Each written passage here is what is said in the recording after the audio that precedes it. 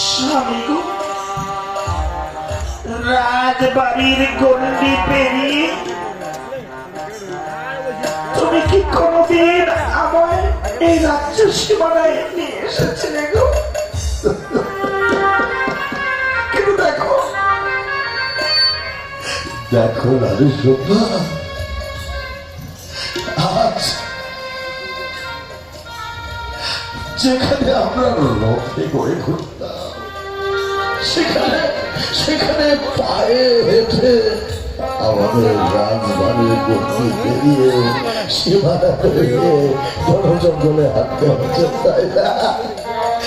বাবা বাবা বাবা, তোমার মতো সর্বতুল্য দেবতুল্য পিতাশ্রী আমার সঙ্গে থাকলে আমার মৃত্যু মাত্র আপত্তি নাই, তোমার সাথে কত চলছে বাবা। নারী সত্য, তুমি বলতে পারো তুমি নিজ রাজ্য, নিজ জন্মভূমি মানুষের কাছে কতটা আপন? স্বামী গো, মানুষ যতই দূর দূরান্তে থাকুক না কেন, যতই সুখে স্বাচ্ছন্দ্যে থাকুক না কেন, নিজ জন্মভূমি টানে, নিজ নারী টানে, নিজ দেশে মানুষ ছুটে আসে গো। কিন্তু দেখো দেখো নারী সম্পা, সেই জন্মভূমি, সেই তাদের জায়গা ছেড়ে আর আমাদের বেনারসিতে যেতে হচ্ছে। এই দেখো এই গন্ডিটা পেরিয়ে গেলে না আমাদের রাজ্য শেষ। কোথায় আমরা প্রবেশ করছি জানো? কোথায় গো? অচেনা জায়গা বেনারসি। ওই বেনারসিতে আমরা প্রবেশ করছি। না না না, রানী সত্য বাবা রুগী, বাবা একবার নিজ রাজ্য তথা নিজ জন্মভূমিকে শেষ প্রণাম জানিয়ে আমরা ওই বেনারসিতে প্রবেশ করি।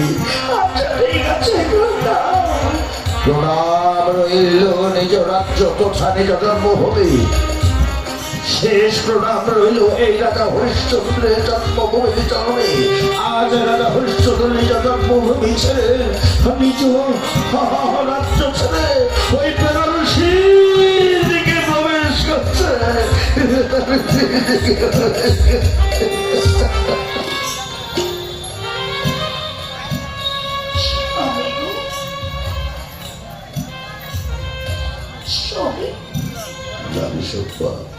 কি বলবে বলো? জীবনে তো এমন কোনো পাপ করিনি তো, কেন কোন পাপে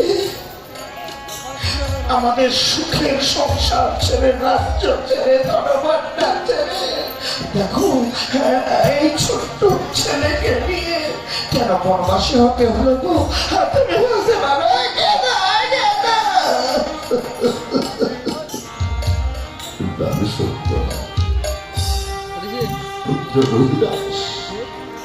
তোমাদের কোনো দোষ নেই, কোনো ভুল নেই তোমাদের, কিন্তু পাপী হচ্ছে আমি, মহাপাপী আমি। তাই তো আমার পাপের সাদা পেয়ে তোমাদেরকেও আমার সাথে বনবাসী হয়েছে।